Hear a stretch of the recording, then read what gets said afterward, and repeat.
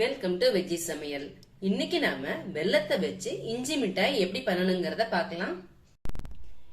இஞ்சி மிட்டாய் பண்றதுக்கு இஞ்சியை நல்லா அலம்பிட்டு மண் போக அலம்பிட்டு தோலெல்லாம் நல்லா ரிமூவ் பண்ணிட்டு ரேண்டமா கட் பண்ணி மிக்சியில கொஞ்சமா தண்ணி விட்டு நல்லா பேஸ்டா அரைச்சுக்கணும். அரைக்கிற பேஸ்டோட இது நல்லா வழுவழுன்னு இருக்கணும். இஞ்சியை பொறுத்த வரைக்கும் கொஞ்சம் நார் கம்மியா இருக்கிற இஞ்சியா பார்த்து யூஸ் பண்ணிக்கலாம். இப்போ இந்த இஞ்சி அரைச்ச இஞ்சி விழுதோட ஒரு கிண்ணத்துக்கு இருக்கு. இந்த ஒரு கிண்ணத்தோட இஞ்சி விழுதுக்கு 2 கிண்ணத்து அதே அளவுல 2 கிண்ணத்துக்கு வெல்லம் எடுத்துக்கணும். இப்ப அடுப்புல கடாயை வச்சுக்கலாம். கடாயில 3/4 டம்ளர் அளவுக்கு தண்ணி விட்டுக்கலாம். தண்ணி விட்டுட்டு நம்ம 2 கப்புக்கு வெல்லம் வச்சிருக்கோம் இல்லையா, அந்த வெல்லத்தை பொறுத்த வரைக்கும் நல்லா தூளா இருக்கணும். கட்டி கட்டியா இருந்தா அளவு கரெக்டா இருக்காது. நல்லா இந்த மாதிரி தூளா இருக்கணும். இப்ப முதல்ல வெல்லம் கரைய வச்சு வடிகட்டிக்கலாம். வெல்லத்தை கரைச்சாச்சு. இதை நம்ம ஒரு வடிகட்டில வடிகட்டிடுவோம். லைஸா தூசியெல்லாம் இருந்தால் அதில் ரிமூவ் பண்ணிடலாம். இப்போ நம்ம வெல்லத்தை பாகு காய்ச்சலாம். வெல்லம் நல்லா கொதி வந்துருக்கு. இதுக்கு பாகுன்னு எதுவும் கிடையாது. நல்லா கொஞ்சம் கொதிச்சு கொஞ்சம் திக்கா வந்தா போதும். அந்த அளவுக்கு நம்ம வெல்லத்தை காய்ச்சின்னு இருக்கலாம். இதுக்கு உருட்டுற பக்கம் அதெல்லாம் எதுவுமே கிடையாது.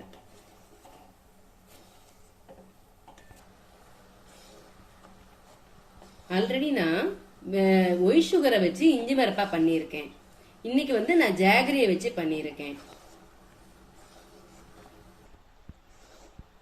பாருங்க, வெள்ளை தண்ணி நல்லா கொதிச்சு நல்லா திக்காயாச்சு. இந்த மாதிரி இருந்துட்டா போறோம். இப்போ நம்ம அரைச்ச இஞ்சி பேஸ்ட்டை இதில் போட்டுடலாம். போட்டுட்டு கலர ஆரம்பிக்கலாம்.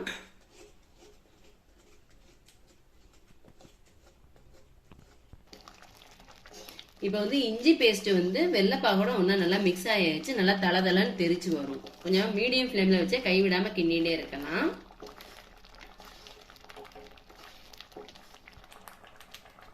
இப்போ கொதி வந்துட்டு இருக்கும்போது இஞ்சி பேஸ்ட்டும் வெள்ளை தண்ணியும் ஒன்றா மிக்ஸ் பண்ணுறதுக்கு நான் 1 டேபிள் ஸ்பூனுக்கு அரிசி மாவு எடுத்துட்டு இருக்கேன்.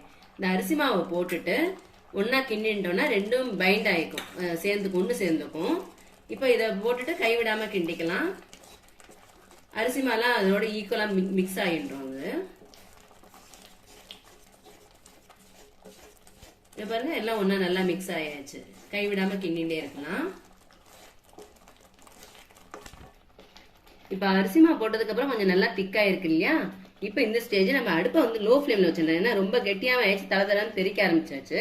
இப்ப லோ ஃபிளேம்ல வச்சுட்டு 1 ஸ்பூனுக்கு நெய் விட்டுக்கலாம். நெய் விட்டு இப்ப கைவிடாம கிண்டிக்கலாம்.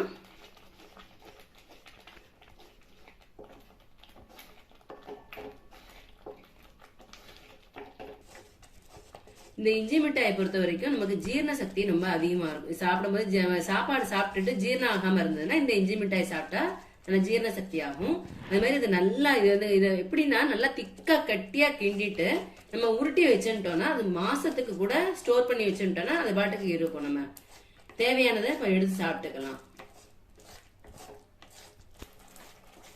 இப்ப நல்லா கெட்டி ஆயிடுச்சு. இன்னும் 1 ஸ்பூனுக்கு மட்டும் நெய் விட்டுக்கலாம். மொத்தம் ஏற்கனவே 1 ஸ்பூன் விட்டுருக்கேன். இப்போ 1 ஸ்பூன். இது நமக்கு ஸ்டேஜ் முடிகிற ஸ்டேஜ் எப்படின்னா கடாயில ஒட்டாமைக்கு திருப்பினா நல்லா உருண்டுண்டு வரும். அதுதான் நமக்கு கணக்கு. இப்போ கைவிடாம கிண்டிட்டு இருக்கலாம். அடுப்பை மீடியம் ஃப்ளேம்ல வச்சீங்கன்னா தளதெல்லாம் தெரிச்சுட்டு இருக்கும். இல்லைன்னா லோ ஃப்ளேம்ல வச்சு பண்ணிக்கணும். லோ ஃப்ளேம்ல வச்சா டைம் எடுக்கும். மீடியம் ஃப்ளேம்ல வச்சு கைவிடாம கிண்டிட்டே இருந்தா நம்ம கொஞ்சம் சீக்கிரம் முடிச்சிடலாம். இந்த இஞ்சி மிட்டாய்க்கு அளவு இன்னொரு தடவை சொல்றேன். எந்த இதால நீங்க கப்பால 1 கப்புக்கு இஞ்சி பேஸ்ட் எடுக்கிறீங்களோ அதே கப்பால 2 கப்புக்கு வெல்லம். அப்படி எடுக்கும்போது இஞ்சியோட காட்டமும் இருக்கும், ஸ்வீட்டும் இந்த இதுல மிட்டாயில இருக்கும். அப்படி ஒருவேளை உங்களுக்கு இஞ்சியோட காட்டம் அதிகமா வேணும் அப்படின்னா 1.25 கப்புக்கு வெல்லம் எடுத்துக்கலாம். அதுக்கும் கம்மியா எடுத்தா ரொம்ப காட்டம் அதிகமா இருக்கும், ஸ்வீட் இருக்காது. இது கரெக்டான ஸ்வீட்டா இருக்கும். இஞ்சியோட காட்டமும் இருக்கும், அதுல வெல்லத்தோட ஸ்வீட்டும் இதுல சேர்ந்துருக்கும்.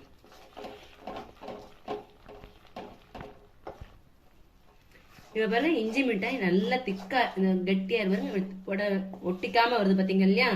இந்த அளவுக்கு திக்கா ஆகணும்.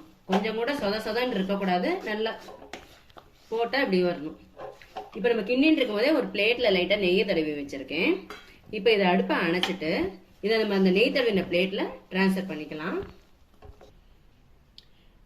இப்போ பிளேட்ல டிரான்ஸ்ஃபர் பண்ணியாச்சு. இதை வந்து நல்லா ஆற வைக்கணும். ஆறுற வரைக்கும் நம்ம வெயிட் பண்ணணும். எப்படியும் இது ஆறுறதுக்கு ஒரு 1/2 hour ஆயிரும்.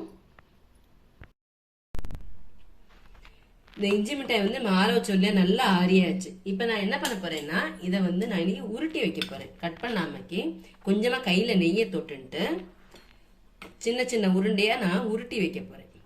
ரொம்ப பெருசா உருட்டக்கூடாது. ஏன்னா நம்ம இஞ்சி மிட்டாய் வந்து கொஞ்சமா தான் சாப்பிட முடியும், அதிகப்படியா சாப்பிட முடியாது.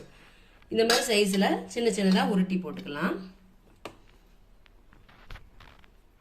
பிளேட்ல கட் பண்ணி போட்டுக்கலாம். நான் வந்து உருட்டி உருட்டி வச்சு நான் ஸ்டோர் பண்ணி வச்சுக்க போறேன். இப்போ எல்லாத்தையுமே உருட்டியாச்சு.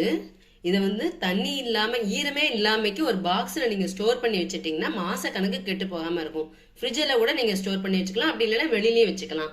நம்ம கிண்டுற விதை வந்து நல்லா கெட்டியா கிண்டினா மட்டும்தான் ஸ்டோர் பண்ணி வச்சா மாச கணக்குக்கு இருக்கும். நான் சொன்ன மெத்தட்ல நீங்களும் ட்ரை பண்ணி பார்த்துட்டு உங்களோட கமெண்ட்ஸை மறக்காம ஷேர் பண்ணுங்க. வேறொரு ரெசிபியை மீண்டும் உங்களை நான் சந்திக்கிறேன். நன்றி, வணக்கம்.